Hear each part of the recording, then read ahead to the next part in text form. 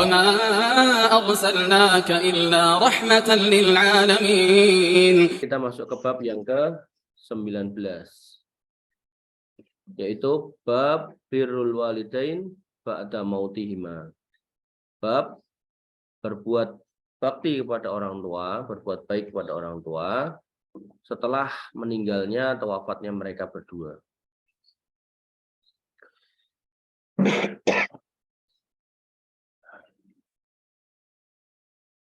Hadis yang ke-35. Usaid bin Ali bin Ubaid an abihi annahu sami'a Aba Usaid yuhaddisul qauma qala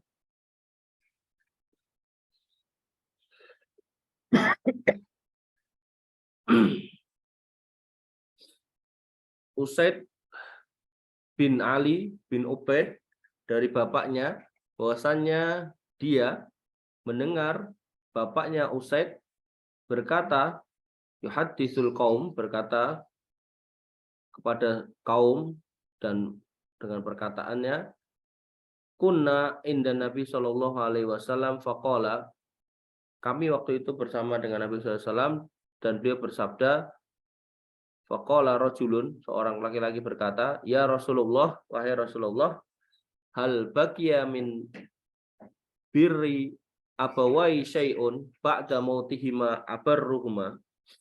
Apakah ada hal yang baik yang bisa dilakukan setelah meninggalnya keduanya? Qala na'am. Iya, yaitu khisalun arba'ud du'a'u lahuma. 4 hal, yaitu yang pertama du'a'u lahuma, doakan keduanya. Kemudian yang kedua wal istighfaru lahuma, dan mintakanlah ampun untuk keduanya. Wa infadhu ahdihima, dan penuhilah janji keduanya. Wa ikramu sadiqihima, dan muliakanlah teman-teman mereka. Wasilatur rahim, dan sambunglah silaturahmi. Alladzi la rahimalaka illa min qibalihima, yang mana persaudaraan itu ya terjadi melalui mereka. Jadi kalau mereka punya saudara, punya kakak, punya adik, punya paman, punya segala macam, yang kamu memang kenal dia sebagai saudaranya, ya sambung lagi, jangan sampai terputus dengan meninggalnya orang tuamu. Jadi di sini ada 4 hal, yaitu berdoa dan minta ampun. Ini diurutkan yang pertama karena ini adalah amalan yang paling mudah bisa dikerjakan dimanapun, gitu kan. Kemudian yang kedua yaitu memenuhi janji mereka. Nanti kalau mereka itu punya janji apa gitu kan, itu dipenuhi gitu. Kemudian yang ketiga yaitu memuliakan teman-temannya. Bahasanya kalau teman itu ikramu, memuliakan. Bukan silaturahmi ya, memuliakan. Artinya kalau kamu kenal bapakmu dulu yang meninggal atau ibumu yang meninggal, punya teman di sana gitu kan, ya datangi gitu. Datangi, yang intinya pokoknya kita memperkenalkan diri sebagai anaknya bapak fulan atau ibu fulanah gitu kan. Nah, agar kemudian hubungan itu tidak terputus. Kemudian wasilaturrahim, dan menyambung silaturahmi kepada mereka yang kemudian berkerabat dengan bapak kita atau ibu kita.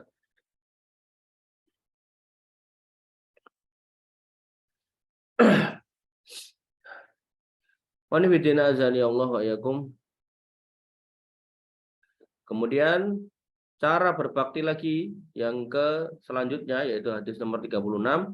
An Abi Hurairah taqala, dari Abu Hurairah radhiyallahu anhu, beliau berkata, turfa'u lil mayyiti ba'da mautihi darajatuhu. Setelah meninggal ada mayit atau orang mati, ini kok diterjemahkan mayat, ini kurang pas ya. Maksudnya ada orang yang sudah meninggal gitu kan. Setelah kematiannya ba'da mautihi turfa'u, diangkat dia derajatnya. Darajatahu, diangkat gitu. Jadi artinya nih mayit nih, si orang yang mati ini, dia harusnya itu derajatnya rendah gitu. Pendosa, banyak dosa. Kemudian dinaikkan derajatnya. Fayaqulu ai rabbi, ai sayyin hadi. Wahai Tuhanku, kok bisa kayak gini, kenapa? Ada apa ini? Kayaknya saya nggak mungkin sampai sini loh. Kok tiba-tiba aku sampai situ gitu. Padahal harusnya aku tuh di bawah sini gitu. Wa yuqalu, maka dikatakan atau Allah berfirman kepada orang ini, waladuka istaghfarolaka, anakmu memintakan ampun untukmu, maka dosamu diampuni dan kamu naik kelas itu. Kamu yang harusnya diadab, kamu justru dapat rahmat. Kamu yang harusnya masuk neraka, kamu justru ditaruh di surga. Karena di sini dikatakan waladuka istaghfarolaka, karena istighfarnya anakmu. Oleh karena itu, kenapa tadi di hadis yang pertama itu diurutkan yang pertama, yaitu ad-du'a wal istighfar lahuma, untuk kedua orang tua, yaitu berdoa dan memintakan ampun kepada keduanya, karena dia bisa mengangkat derajat dari orang tua yang posisinya itu rendah, harusnya nyemplung neraka gitu kan, karena dosa mereka, tapi dengan dimintakan ampun oleh anaknya yang konsisten setiap sholat, setiap ba'da sholat, atau setiap ada kesempatan berdoa selalu menyelipkan doa untuk orang tuanya, maka orang tua ini akan diampuni dosanya. Walaupun tadinya awalnya beliau ada di posisi yang rendah. Gitu. Nah, oleh karena itu maka penting sekali untuk selalu mendoakan orang tua. Dan kita sebagai anak pesannya itu. Nah, kita calon orang tua juga punya pesan yang sebaliknya, yaitu apa? Jadikan anak-anak itu anak soleh. Karena yang mendoakan orang tua itu cuma anak soleh. Kalau anaknya nggak pernah sholat, ya buru-buru. Berarti dia doa untuk dirinya sendiri aja kagak, apalagi doain orang tua itu. Paham? Jadi kalau kamu punya pilihan, anaknya taruh di sekolah negeri atau sekolah agama, taruh sekolah agama. Nah, tapi saya nggak sanggup bayarin. Oke, taruh sekolah negeri. Tapi kamu yang ngajarin agama. Ayo. Pilihannya gitu. Jadi mengajari agama itu bukan hal yang sifatnya bisa ditinggalkan dan bisa dilakukan. Itu harus dilakukan. Ya, sebagaimana kita memaksa diri kita tiap pagi, siang, sore makan kalau nggak puasa, maka mengajari anak agama itu juga harus dipaksakan. Ya, apakah kita yang ngajari atau kita serahkan kepada institusi? Nah, konsekuensinya kalau ke institusi ya berarti kita harus bayari. Gitu. Ya, jadi jangan pelit. Anak sekolah, wah mahal, sekolah yang umum aja, lah nggak mau ajarin agama, nggak usah, nanti biar belajar sendiri. Akhirnya gede dia nggak kenal agama, ya gede nggak kenal agama. Kasus yang terbaru kemarin, masih muda gitu kan, perempuan 15 tahun gitu, ditemukan dibunuh gitu. Habis janjian sama laki-laki nggak jelas, dicari Sherlocknya pas datengin situ udah jadi mayit gitu. Nah tentu orang tuanya sedihnya pol itu. Itu kalau boleh memutar waktu, dia pengen masukkan anaknya ke pesantren. Ya. Maka jangan ragu untuk mengajari anak agama ya. Makanya sejak muda usahakan kamu itu menjadi orang-orang yang kemudian punya kelebihan finansial gitu, sehingga ketika dihadapkan pada pilihan umum apa negeri apa sekolah agama, pilihannya sekolah agama. Ya. Bayar agak mahal nggak apa-apa. Diusahakan. Kalau perlu kita sebagai orang tua prihatin. Ya. Mungkin yang biasa punya jadwal healing setiap bulan stop gitu buat bayar SPP pesantren anaknya, nggak apa-apa. Lebih baik mereka kenal Tuhannya daripada mereka nggak kenal Tuhannya. Kita sampai di hadis nomor 37. Masih dalam bab yang sama, yaitu berbakti kepada orang tua yang sudah meninggal. Qala Muhammad ibni Sirin, berkata Muhammad ibnu Sirin, kunna inda Abi Hurairah lailatan. Kami pernah berada di sisi Abu Hurairah pada satu malam. Faqala, dan beliau berkata, Allahumma gfir li Abi Hurairah. Ya Allah, ampunilah dosa Abu Hurairah, wali ummi, dan dosa ibuku, walimanis taghfarolahuma, dan dosa orang yang memohonkan ampun kepada keduanya.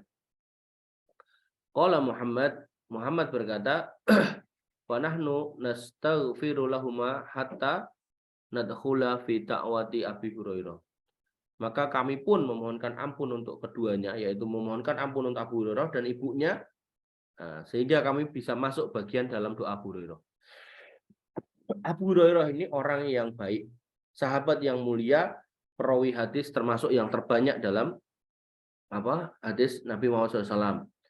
dan termasuk orang yang pernah bergaul dekat dengan Nabi Muhammad SAW. Sehingga para sahabat, para tabi'in sangat memuliakan beliau radhiyallahu an dan sangat menghormati beliau radhiyallahu an, dan para sahabat meyakini doa Abu Hurairah ini doa yang makbul. Ya, sehingga ketika Ibnu Sirin pernah mendengar beliau berdoa, ya Allah ampunilah Abu Hurairah, ampunilah dosa ibuku dan dosa yang mohonkan ampun buat aku Abu Hurairah dan ibuku, maka Muhammad bin Sirin begitu mendengar itu, beliau juga mintakan ampun kepada Abu Hurairah dan ibunya agar termasuk pada golongan yang ketiga. Begitu loh, para sahabat itu berlomba supaya kemudian mendapat bagian dari kebaikan gitu. Ya, nggak kayak kebanyakan manusia sekarang gitu. Ada kesempatan ke masjid misal gitu, lihat toilet masjidnya kotor gitu kan, ya udah diem aja, malah kita ke situ nambahin kotoran gitu kan.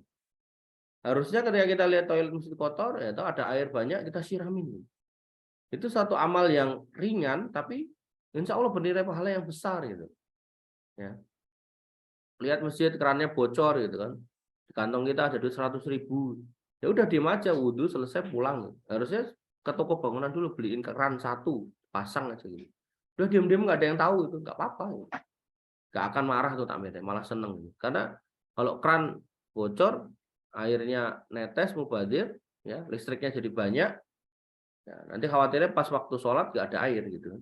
Ya kalau pas airnya ngalir terus, kalau airnya apa namanya musim kering gitu kan, udah gitu pompanya rusak lagi gitu kan, jadi nggak karu-karuan ya kan.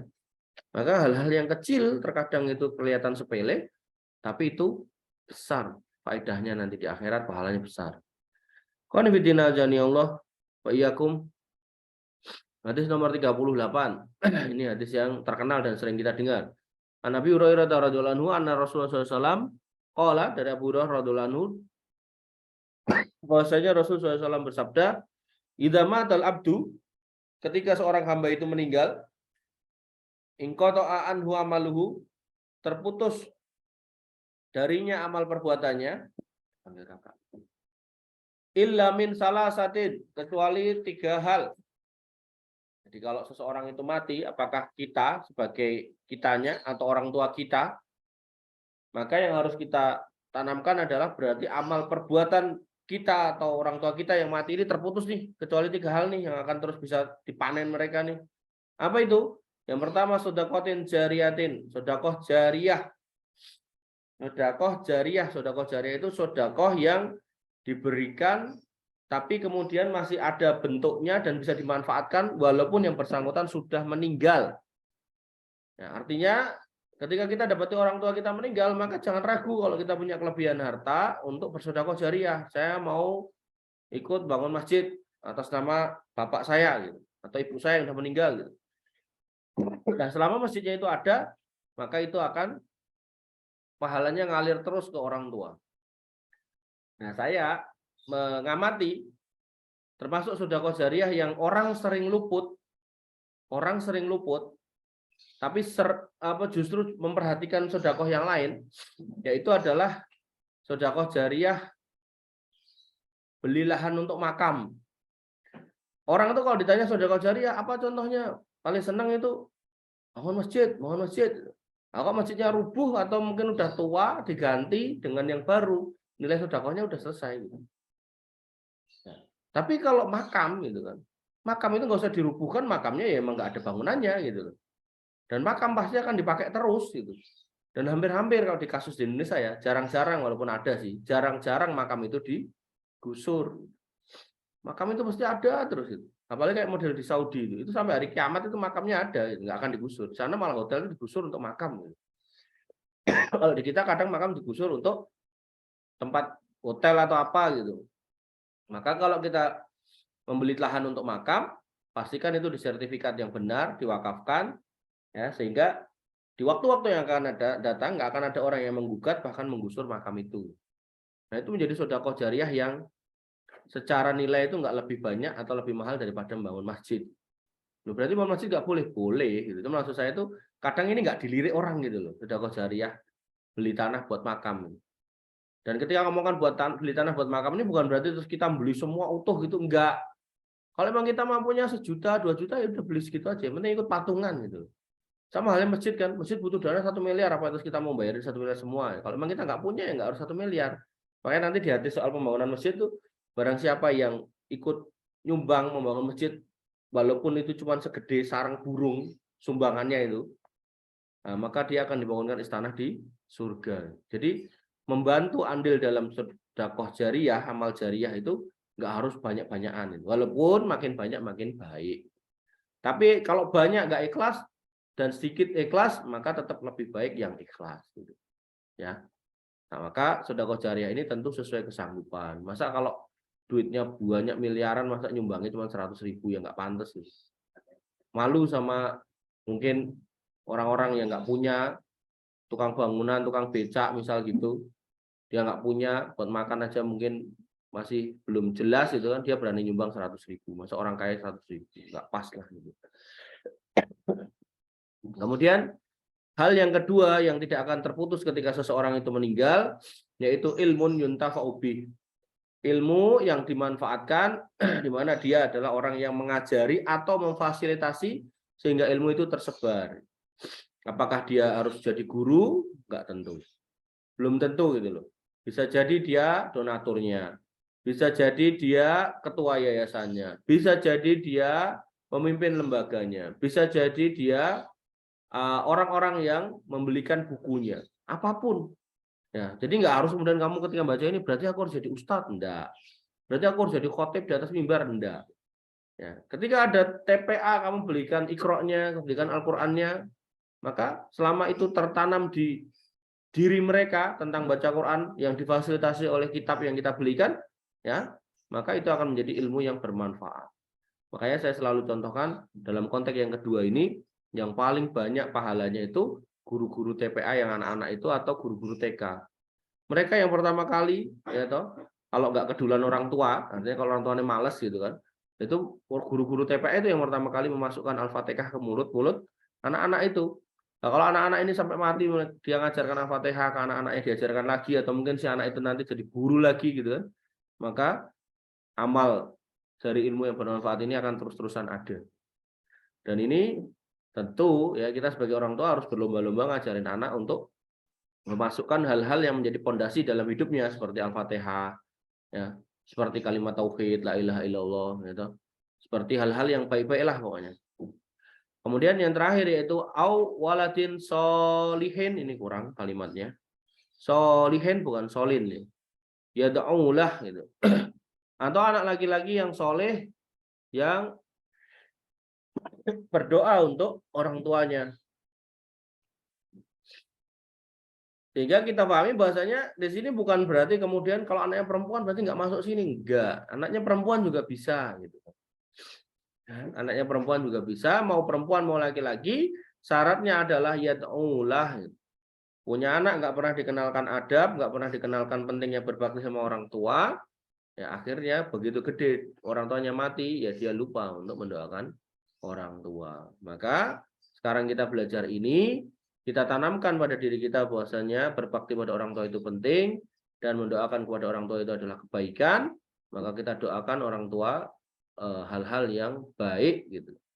Agar kemudian ketika mereka sudah meninggal, kita masih bisa mengangkat derajat mereka dari keterpurukan untuk menjadi hamba Allah yang baik yang masuk surga. Kemudian kita masuk di nomor yang ke-39, hadis 39. Masih di bab mendoakan orang tua atau berbuat baik pada orang tua yang sudah meninggal. An Ibnu Abbasin anna rajulan qala, dari Ibnu Abbas ada seorang laki-laki yang bertanya kepada Rasulullah SAW, ya Rasulullah, wahai Rasulullah, inna ummi tuwfiyat. Sungguhnya ibuku sudah mati. Walam tuso, dan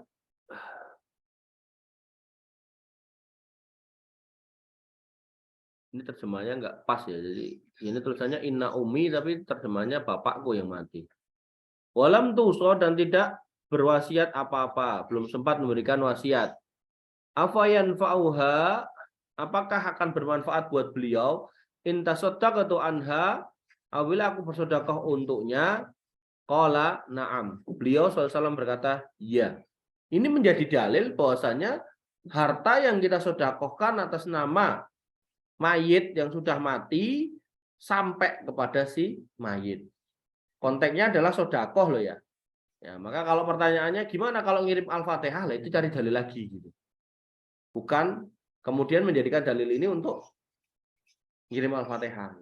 Tapi kalau konteksnya adalah memberi makan orang-orang miskin ya toh, atau kemudian mengkurbankan atas nama beliau, nah ini bisa pakai dalil ini. Ya, jadi ini lebih ke soal materi gitu.